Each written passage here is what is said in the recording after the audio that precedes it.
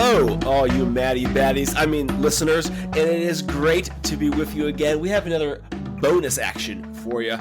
This bonus action here it's horrible, and I love it, and you can't make me stop, Brendan. This bonus action is covering episodes 22 to 27, what we're calling the Mysterious Island section. Spoiler warnings. I know we're covering the few 5 episodes here, but as players, we're about 40 episodes ahead, so we might slip up and say a couple little spoilages. So listener, beware. But I want to start us off here, because this was a lovely section where we exited the chaos of Sloopadoop. We arrived at our mysterious island hosted by Maven Delve. We met quite a few new friends, and then eventually had our first downtime as a party before shipping off to the fair shores of Gracklestug, where nothing bad would ever happen. Mm-hmm. But I want to start off here. This is a question from our boy Dylon from our Discord channel. As a listener, I thought this fight with the Hag and the Bassie was going to end in a TPK. Did the thought cross any of your minds? Okay, let's make this really brief. Is no going to be any of our answers? Mm-hmm. Absolutely not. Okay, cool. I feel like that's wrapped. No, yeah, please. we were like maybe a little overly prepared in some ways of like, we really like took our time to get into that cottage because we were so worried. Yeah, honestly, it was probably the slowest and steadiest we've taken any prep before and thus far. Yeah.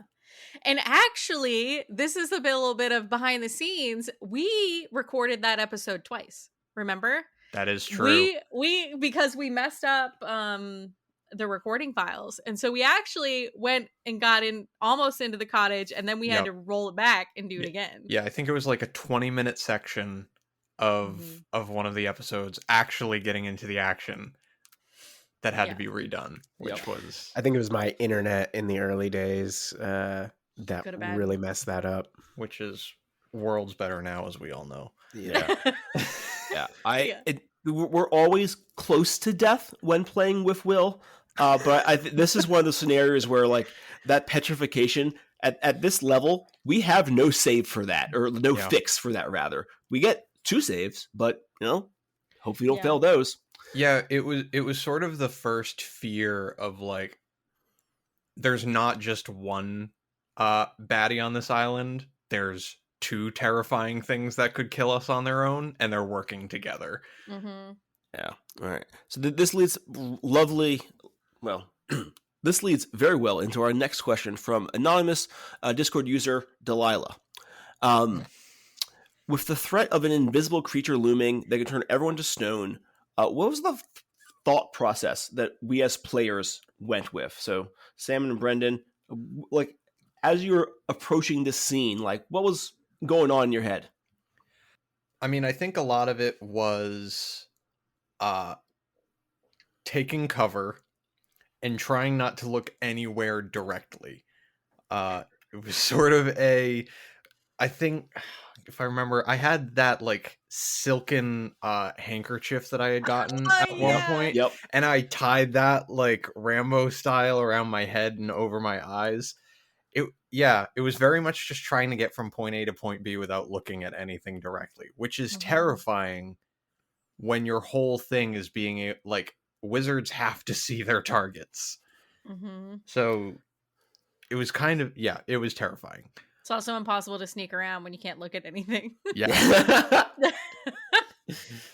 And the double blind of like the invisible basilisk was a rather ingenious move, which will lead us to a question also from Discord user Dylon. How much of this was your own creativity coming to the fore here, Will? So for this particular island and the combat and everything there, I mean, it could have ended not in combat. In the book for the Dark Lake, there, They have, for every chapter of every area that you're in, they have a random table that you can roll upon. Sometimes there's not a whole lot going on, and so sometimes I add things. However, this is one of the items from the book, and so I was rolling up random encounters like, okay, they're going through there. Here we go. I rolled up hag on an island in the middle of the dark lake, and I was like, oh, okay. And I go to like, they have a little like one paragraph for every single random encounter, and it was like, here lives a hag with a pet basilisk. And I was like, okay, great. And then knowing me, I can't leave any little thing that could add some juicy story bits, because that's so open-ended. It's a hag with a basilisk. Why does she have a basilisk? Why is she in the middle of the dark lake? For all reasons, all this stuff. So I came up with, she's got a cauldron. She had a spell that kind of like lured people passing on the dark lake towards her. And I don't want to give too much away because there are continuing repercussions from actions on this island going forward. So I would say it's about 50-50 about what's happening here, or maybe like 60% homebrew, 40% from the book. Very nice. And here's actually a question from my own little mind here, because this, all right, spoiler warning. I was thinking about how different my approach would have been if I was playing Starcaller at this point rather than Indigo, and I'd love to get your take on this as well, Sam. Yeah. Because Starcaller has no problems being a back alley assassin. In fact, it's rather what he's good at. And the fact like Indigo was like sitting on the windowsill, able to see Delve, and knowing what she was capable of, but not being willing to act directly. Very much like, kind of like, well, I can't do a second level guiding bolt here. That doesn't make any sense for my character. But man, did I want to. Whereas now I have a build that very much is like, no, hit fast, hit hard, get out. But there is no can I do it at third level? Yeah, right. I do love some smite. Yeah, and I don't know that you would have like, because Indigo like walked all the way around that like little peninsula thing. Starcaller probably wouldn't have done that either. No, he definitely would have walked with the hag, the antagonist of our little island here, on like a merry jaunt. Which does take me to my first question for Sir Brendan here. Yes. How did it feel when you like realized that you had been kind of like ditched by Indigo, and then shortly after, as a player at least, you knew that Lara had also ditched you and was following, and you were just alone with a basilisk and a stool and a Laboda as well. So you weren't completely unarmed here. Sure. But what was going through your mind here? In complete honesty, I wrote off Indigo at that moment. Like, genuinely, and it was a beautiful choice for your character. It made total fucking sense. But as you were walking away, I like, the thought was going through my mind, and Sephel's, he's not coming back. That was Indigo just walking to his death. So it was all, okay, how do we save face? How do we take the people that are still alive and get the fuck off this island? See, I was Lara, and I was like, okay, now we have to go save Indigo. Sephel can handle himself. Indigo is much too pure at heart for this. He's going to believe that there is religious information to be gained. Yep. He's going to try to befriend this hag. Yeah, and I was like, well, this isn't going to work. But then Lara got stuck. It was kind of like fruitless that she even went over there, because she ended up getting like stuck against the rocks and stuff. Yeah, you ended up swimming for 90% of it. Yeah. Yep. Happens to the best of us. But this is a question that for Will, and then I think, well, actually, no, let's do it for Sam first, and then for Will, because this was, we were drawn here in large part by the Gaius of Gratz, or Grazitz, or however we say the sexy shadow demon guy. He drew Lara here for a reason. Now, Sam, as Gratz pointed toward this island, what were you thinking that you might find here? This mysterious island that a mysterious force was drawing you towards. Yeah, I actually totally forgot. Yeah. It was really unclear to me because Grazit told Lara that there was something in the middle of the Dark Lake that he wanted, but not that it would necessarily help Lara, if I'm remembering correctly. It was like her act of fealty to her patron to go and find this thing. And in my mind, and as I played Lara, was she is a leader through and through, and she was given orders, so she was going to follow those orders, and it didn't matter what was at the end of the rainbow. And then it wasn't a rainbow at all. And I guess so on my end, I wasn't expecting a whole lot for Lara in particular, but I knew it was likely going to be extremely powerful. But again, that's even still assuming that was even what Grazit wanted her to find.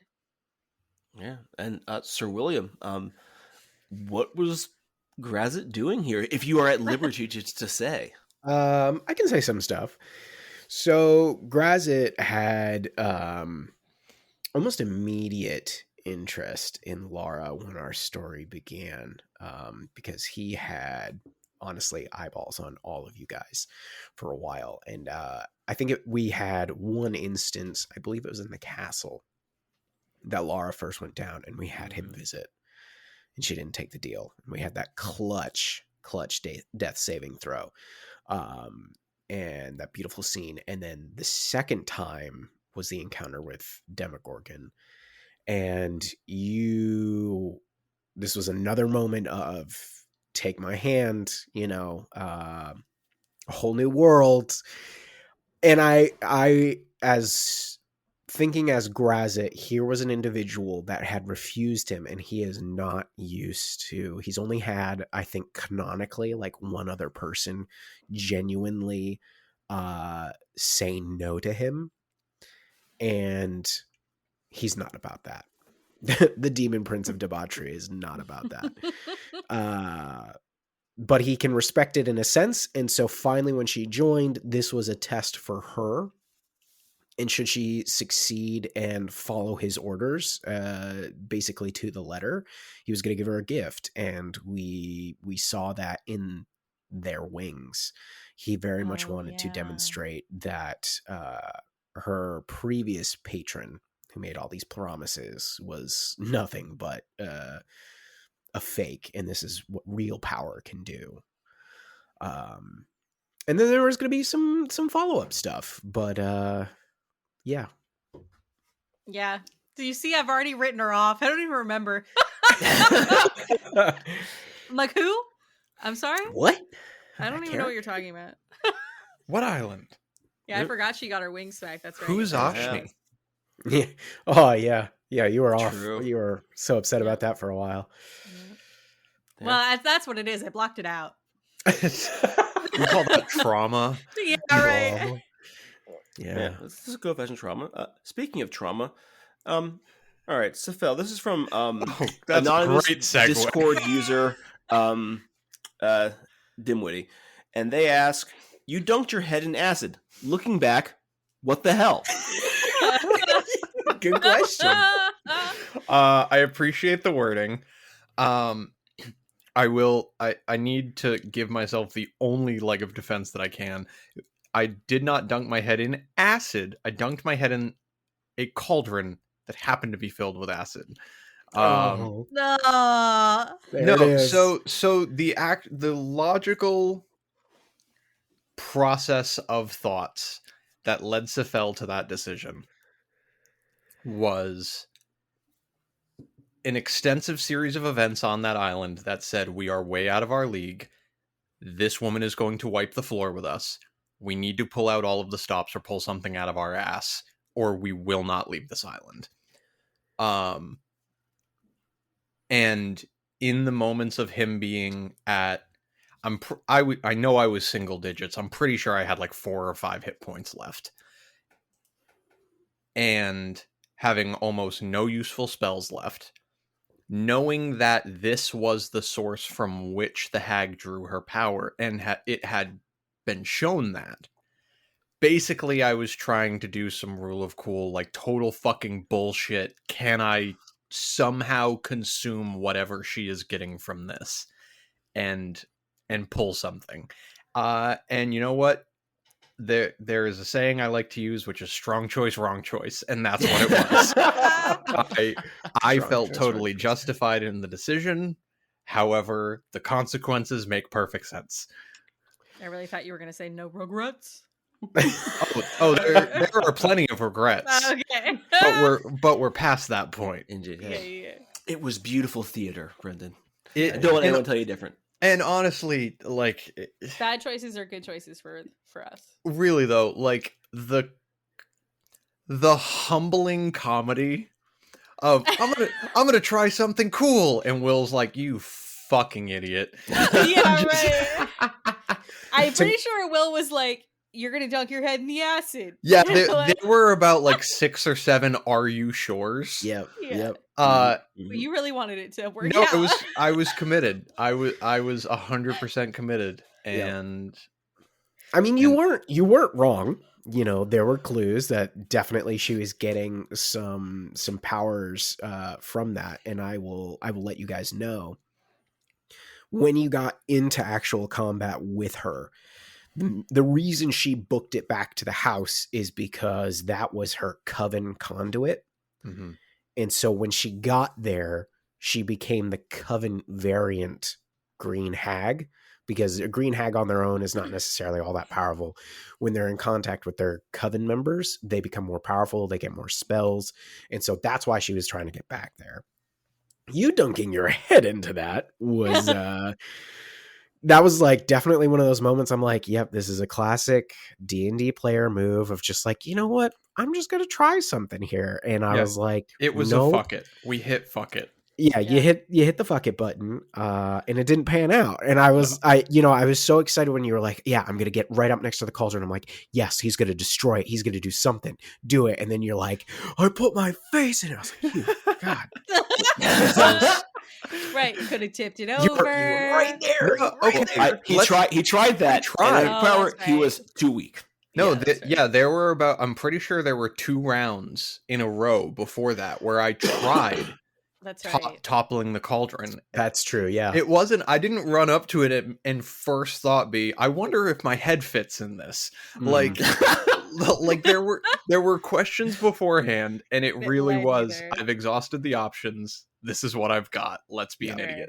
Excellent. So what you're saying here, Brendan, is canonically you wasted 2 turns. You could have been doing damaging spells and then killed your character. That is correct. Yeah, okay. I could have done the damage and saved spell slots.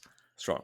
Well, hey, keeping it in Sephel's world here. This question comes from Discord user Dylon, who you'll notice comes up quite a bit. We love Dylon. Love you, Dylon. He's all right. Sephel, this was our first time seeing you lose your cool and eat some brains. Yeah. How afraid is Sephel, especially at this juncture, with his brain eating both power and, I guess, yearnings? Sure.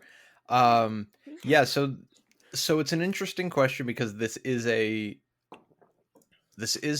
thing that Sephel continues to do, spoilers, and his relationship with it does sort of change over time. So speaking to it in this particular part of the journey at the beginning, really, he hates it entirely. There's no control to it, and at this point it's like this primal instinct that has nothing to do with him. There's no thought process, there's no logic or strategy, and he hates the lack of those things, and hates that he's forced into a decision based on the lack of those things. Now I think he doesn't miss the benefits of it. Like, it's not lost on him that he gained something from it, which I think is why he tries to justify it to Lara, is sort of trying to garner defense for it. But yeah, he's overall not a fan of something that takes away his ability to reason and control his actions. Yeah. Yeah, hey, talking about things that are great for the story. That first time you feel that save and start sucking brains, what a cliffhanger! And this one, a question over here from Will. This one comes from Discord user and General Gadabout Town and benefactor Sakajua. And they're asking, what was the intent of Maven Delve with that cauldron and throwing Indigo in it? Obviously, things did not go the way that she thought they would. But what was she looking to get out of it? And I have a kind of a writer I'm going to add to the back of this end one here. I want to know, because I had to roll to get Indigo's blessing in disguise of becoming semi-mimic. What else was on that table, my friend? Yeah, part that curtain. I will only part some of the curtain. So due to some things happening that relate to the main plot of the campaign. So what he's saying is there's more cauldrons out there that we're going to get thrown in. Maybe not. Jars. Who knows? Her and her coven were practicing all sorts of rituals to contact with other planes. They were looking for greater forms of power themselves, whether that be through patrons or lost knowledges, all sorts of different things. And honestly, she was hoping to transport you to another plane and just get rid of you. That was solely her thing to do. And do you have any idea what the entity was that you came across? I have absolutely no clue. But okay, the Titanic robed figure or whatever. Yeah, so that particular figure is some deep dive lore for anybody who's either DMing this campaign in particular or has knowledge of the things pertaining to this campaign.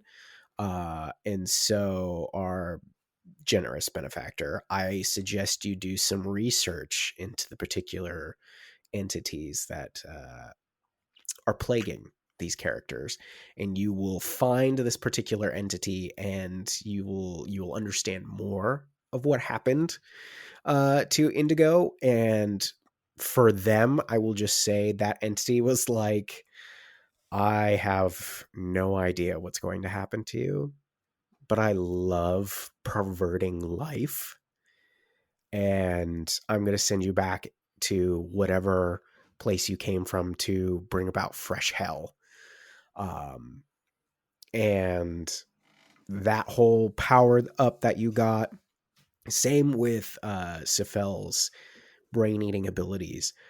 I, as you guys know, very rarely give out good things without there being some kind of bad thing on the other end. Because there's always a choice.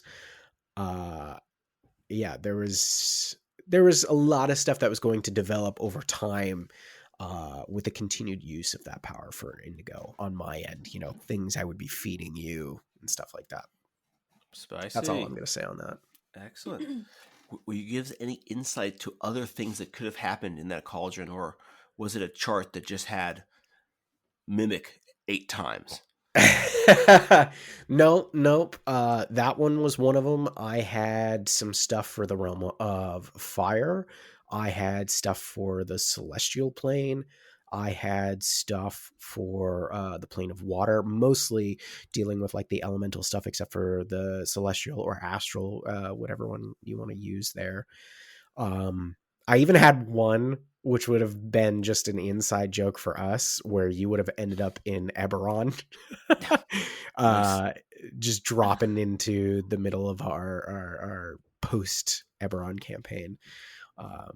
Yeah, so there was a whole bunch of stuff that could have happened there. There was fire giants, or you could have met up with a Zorn much sooner if you had gone to the Earth realm, a large variant of that. There was a dragon turtle waiting in the water realm, and some tritons there as well.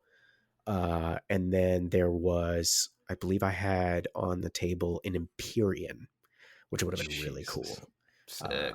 Not all necessarily enemies and whatnot. And I will just say part of the name for the entity that you did come up with has the word pale in it. Pale.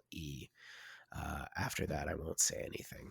All right. That's right. Will's out here giving search word optimized clues. Yeah. That's what we'll have to see. Throwing it back to our two lovely players here and myself. What did you guys think about Lady Loboda and Pain? Lady Loboda was our muscular friend who Sephel busted out of prison, but it also exploded us right before major combat. Thanks for that.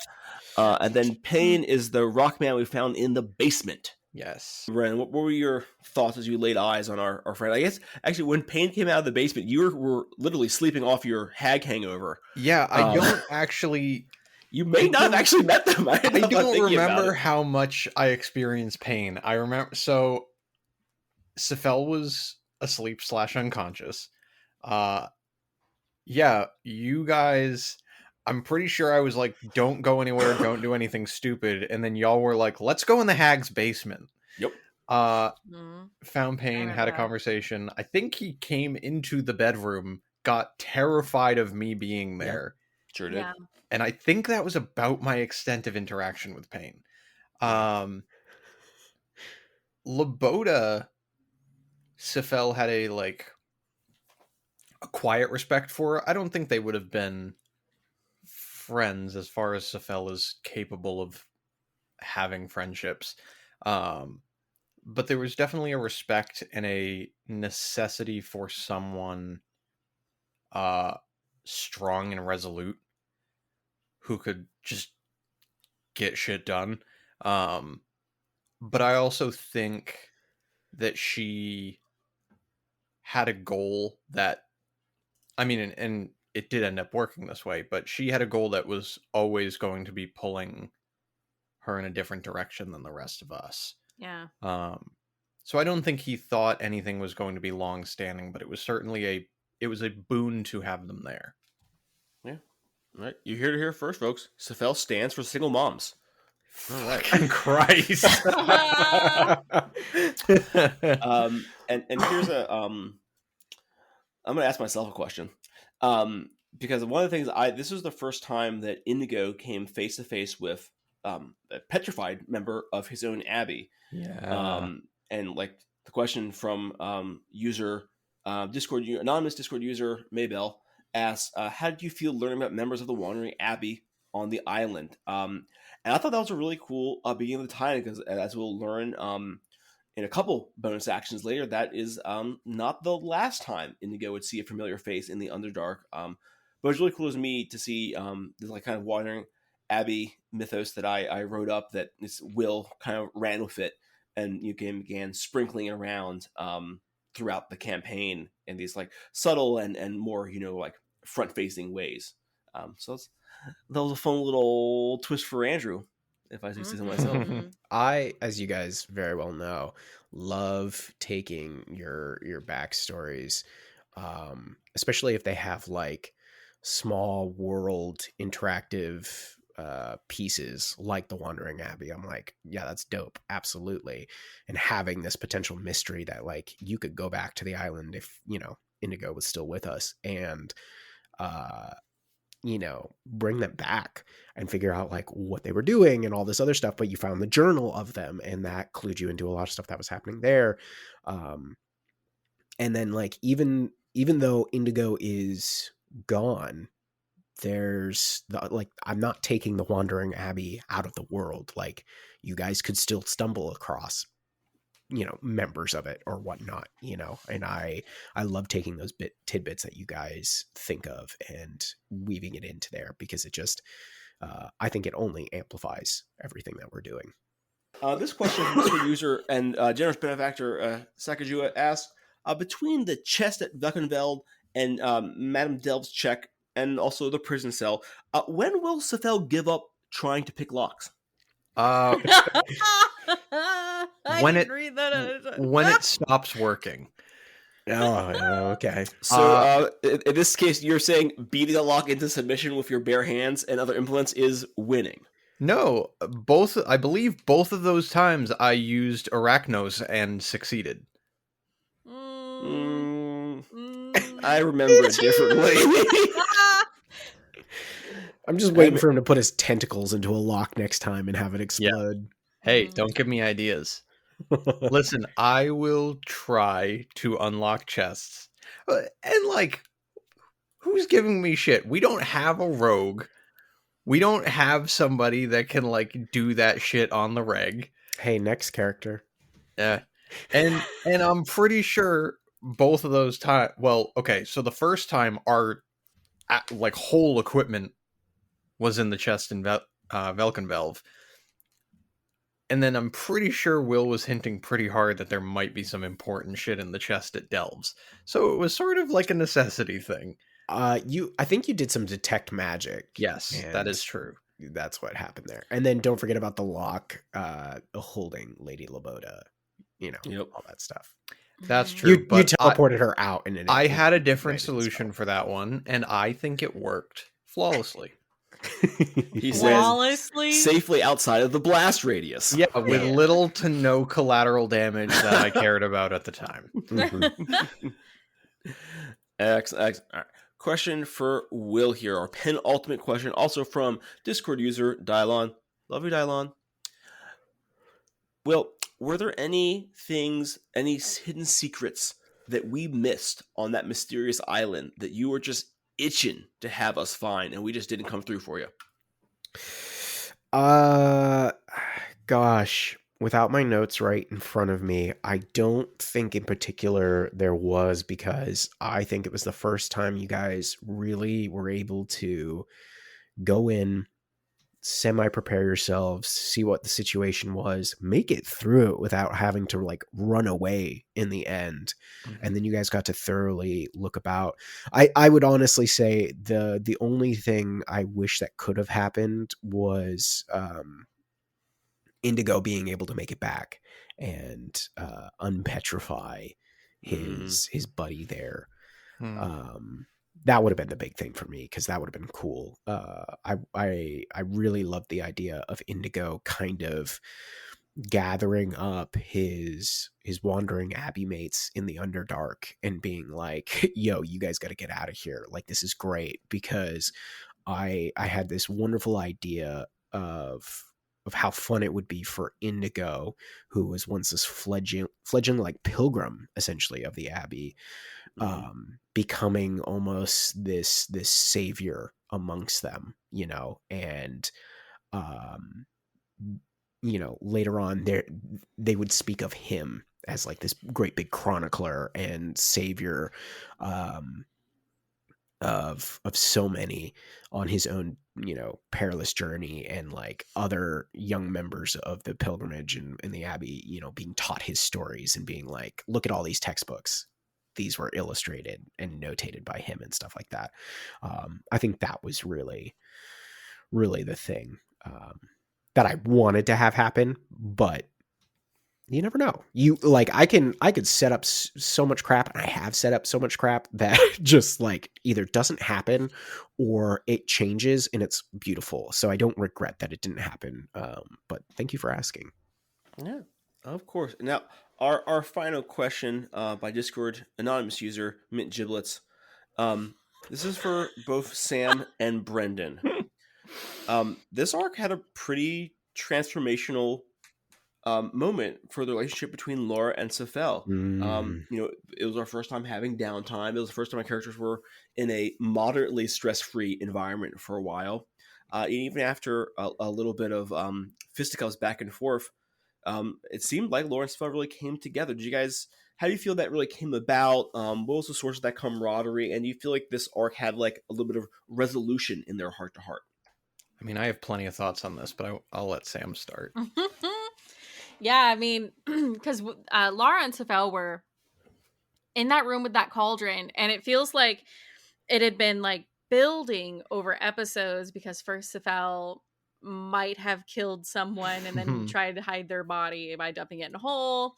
And then there was like an NPC who warned Lara against Sephel. And then there was like, Sephel was like a little strange at Sloopadoop, but that was like the sanity thing. And there's just been multiple times where Sephel would like attack Indigo. Like, it was all kind of like bubbling up. And then they were in that room and Sephel ate a brain in front of her. And it was like, well, this is bad. I think, remember me if I'm wrong, but I think she was about to attack you. I can't remember how the hold person thing came about, but you tried to hit her with a spell. So I think this was after I woke up. And Lara knocked you out. No. So that was when I tried to cast hold person on you. So I woke up. I was resting after the hag fight. I woke up and I believe Lara and Indigo tried to have okay, let's unpack what the fuck that was. You're right. And in Sephel trying to justify his decision, although it wasn't a decision, the event that transpired, he tried to show the benefit of it. He's like, but wait, something good came out of this. Let me show you. That's right. And he and it, like, the first thing that came to his mind was, it's a spell. Like, I can't show this any way but casting it. Yeah. So it was sort of an impulsive, it's desperate outreach of please acknowledge this. The equivalent of, yeah, I know I stole this knife, but look, it's really sharp. Yeah. Exactly. Yeah. Exactly. And I think, what do you have? A knife? No. No, and I think to speak on, you were talking about that building tension, like that moment of trying to cast hold person was really that moment of that breaking point of Sephel's insecurity of how he knows he is perceived. It's like Sephel is a very logical, I'd say, person, creature, whatever, humanoid. Yeah, he's very logical. He isn't hindered by emotions, but it was never lost on him how he was perceived by people. And Lara, who is someone that Sephel actually has a good amount of respect for, because of how cold and calculating she was, and how decisive and effective she was. To have that tension for so long, because he wasn't happy he was a mind flayer either. It's like he never actually got to properly process that, and he was immediately being judged for it and had to go to defense. Yeah. And so it just sort of built to a head and burst in that moment, and then led to the conversation that he sort of threw at Lara, which was the healthy version of like, there's some tension. Let's talk about this. Right. Yeah. And I think that was like a moment of mutual respect of like, we've come this far, we've been through a lot, I'm going to hear you out. Yeah. But from Lara's point of view, it was very much like, this is a chaotic entity and I cannot predict what you're going to do next. And you've proven that you are potentially an evil-ish force. Yeah, it was really weird. Although I do genuinely feel like it was a really good to end that conversation. I kind of felt like for the first time since the buried castle, Sephel and Lara were on the same page. Agreed. Like that level of respect had been established. It's like, you're gonna do what you're gonna do, I'm gonna do what I have to do, but we need to be working together here. Like it wasn't a matter of, are we friends? It's, can we collaborate? Can this work? Yep. And that was just a really cool moment to have. I was really happy for that. Yeah. Characters coming together, battles being fought, swords meeting swords, all sorts of drama and hilarity you can find here at the Madness Table, TMTM. Thank you so much for listening. To all our loyal listeners and all the Maddie Baddies out there, thank you so much for getting along this wild ride with us. This was a bonus action that was focusing on episodes 22-27. We'll be picking up for our next bonus action, getting into Gracklestug, where we meet our thick boy, Thumbershod. There is a rather devastating encounter in some tunnels, and we meet some new friends. But we'll check out that next time when the madness continues. See you then.